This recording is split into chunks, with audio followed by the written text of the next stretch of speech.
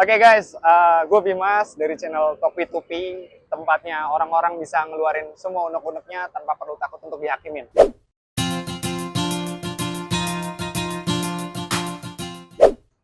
Dan guys, hari ini kita ketemu salah satu narasumber yang bersedia buat cerita tentang pengalaman hidup dia. Dan langsung aja nggak usah lama-lama, kita kenalan dulu. Namanya Kak siapa, sorry? Nama aku Maria Teresia. Maria Teresia, biasa dipanggil? Maria. Maria aja ya, nggak usah dipanggil saya, nggak usah ya. Jangan dulu, saya belum siap saya. Oke, Kak Maria, kalau boleh tahu asli dari mana Kak Maria? Aku aslinya Sumatera Utara, orang tua dari Sumatera Utara, tapi aku lahir di Bekasi.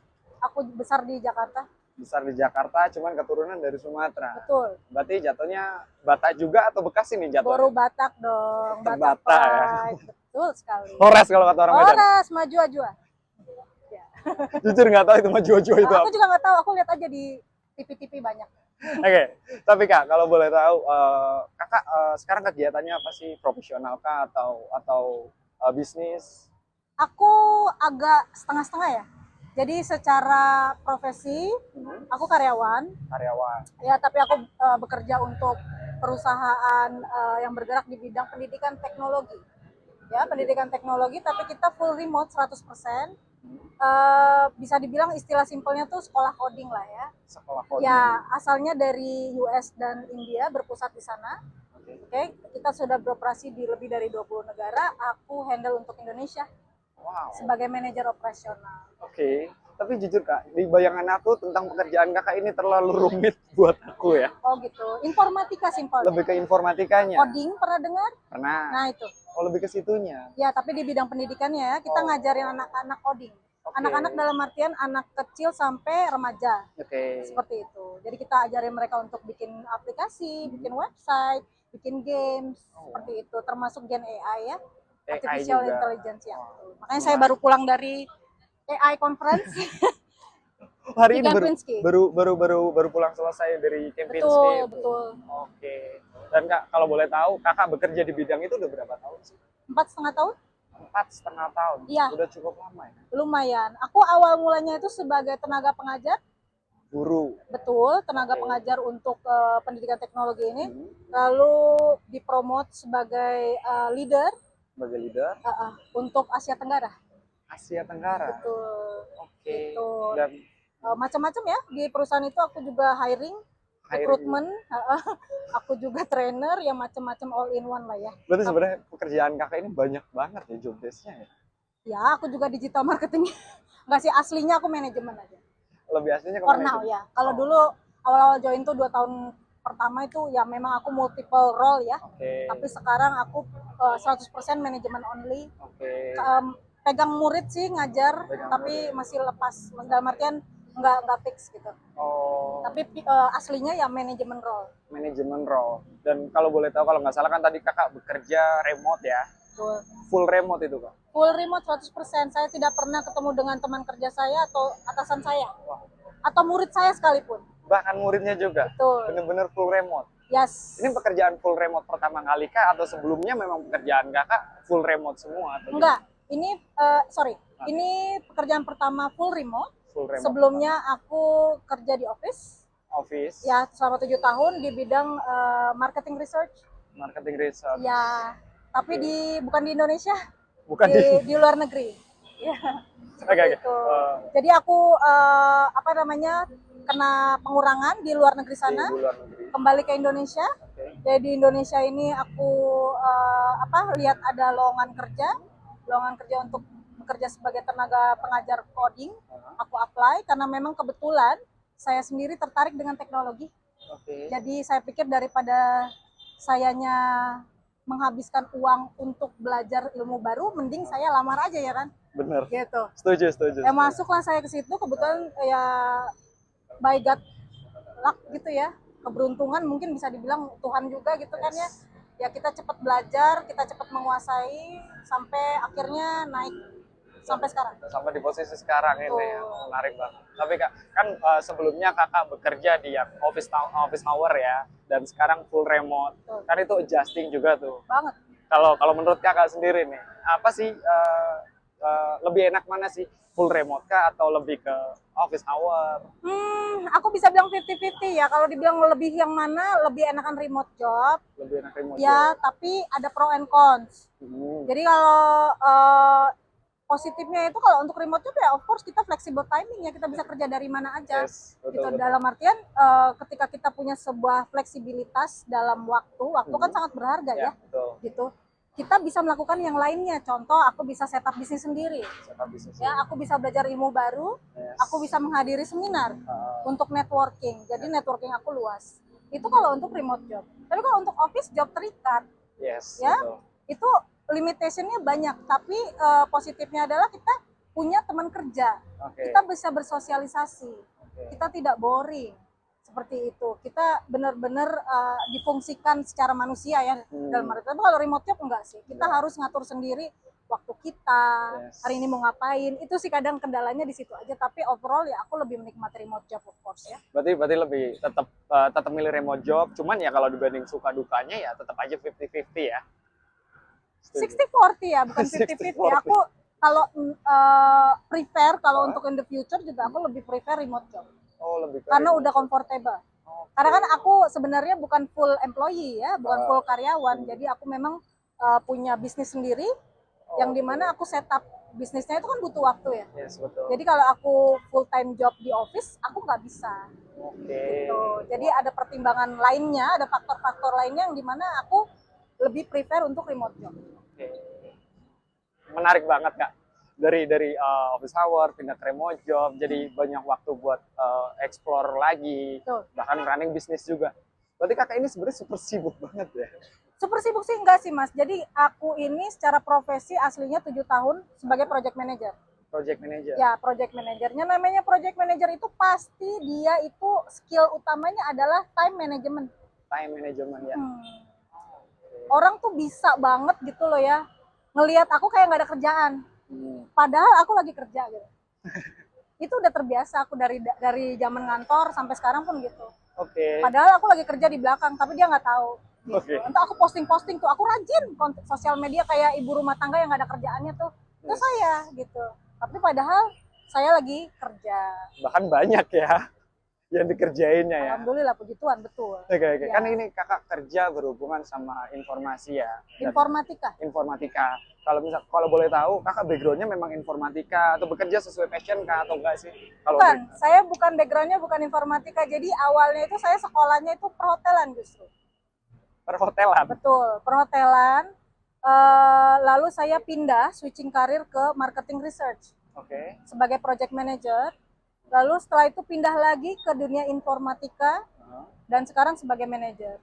Oh wow. Kalau boleh tahu alasan kenapa switching sih ke akhirnya? Dari perhotelan ini? Alasan paling basic ya money ya.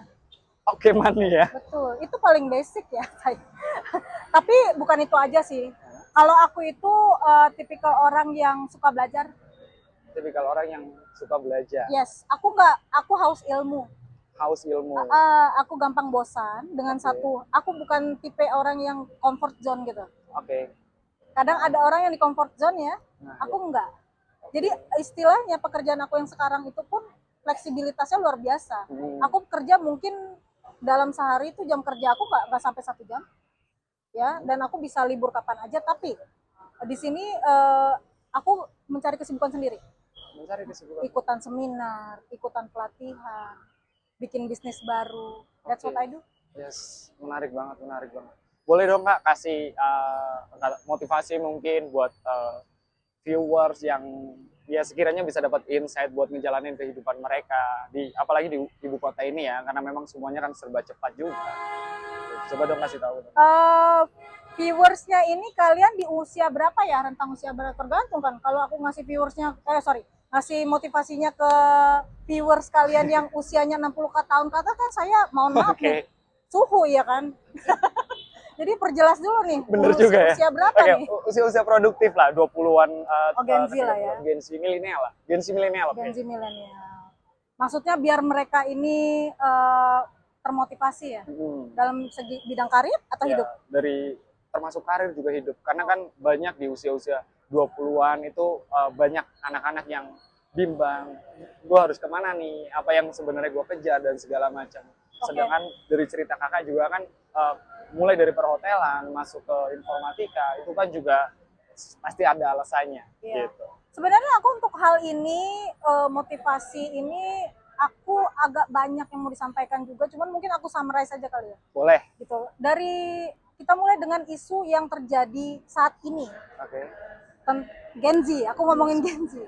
Karena kan aku pernah di hiring ya, aku pernah di HR juga. Aku notice tuh kalau kan banyak tuh buka lowongan kerja ya. Mereka tuh membanjiri event-event lowongan kerja ya. Betul. Ya kan? Mereka rebutan, itu kan fenomena ya. Yang dimana kalau dilihat komen-komen di sosmed tuh mereka menyalahkan pemerintah. Ya kan? Nah, di situ menurut aku dari sudut pandang aku sebagai manajemen satu, kedua, orang anak perantau, aku perantau di umur 21 aku udah merantau ke luar negeri. Ya. Di sini aku mau menekankan jangan cengeng. Jangan cengeng. No. Gitu. Itu bukan salah siapa-siapa. Bukan salah pemerintah, no. Kalau kamu tidak menemukan kesempatanmu, opportunity-mu di sini, carilah. Karena kan ada istilah ya, kalau aku Kristen ya, jadi kita ketok pintu, maka akan dibukakan. Tapi kalau kamu nggak ketok pintu, mau gimana? Gitu. Maksudnya dalam artian di sini ya kamu harus usaha dong, gitu. Udah tahu di Indonesia ini, mohon maaf, disclaimer, udah tahu di Indonesia ini susah cari kerja. Terus kamu mau komplain mending didengar nggak didengar, ya kan? So what you can do is, salah satu tipsnya adalah, karena saya juga merantau di umur 21, skill. Nomor satu itu skill. Skill apa? Bahasa asing. Bahasa asing di sini yang paling mudah adalah bahasa Inggris. Kuncinya kalau kita tidak bisa menemukan pekerjaan yang layak di sini di Indonesia ini, kita bisa coba peruntungan ke luar negeri. Dan ke luar negeri bahasa universalnya adalah Inggris. Betul. Ya. Ketika kita bisa bahasa Inggris, kita bisa karena perjalanan karir aku itu sebenarnya agak dramatis ya. Aku itu awalnya waitress malah. Karena perhotelan kan. Aku di F&B. Ya. Karena aku bergaulnya aku open, kayak kamu datang ke aku kan, minta waktu aku, kamu jelaskan tujuanmu, ya aku paham. Nah begitulah cara aku berkomunikasi dengan orang.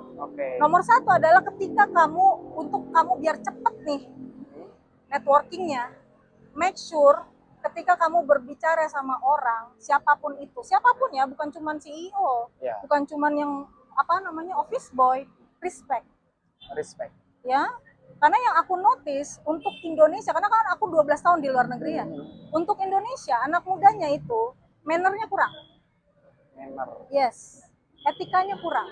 Karena kenapa? Apalagi mereka yang sudah bertitel, istilahnya, oh aku lulusan UI, UGM, so what? Gitu ya.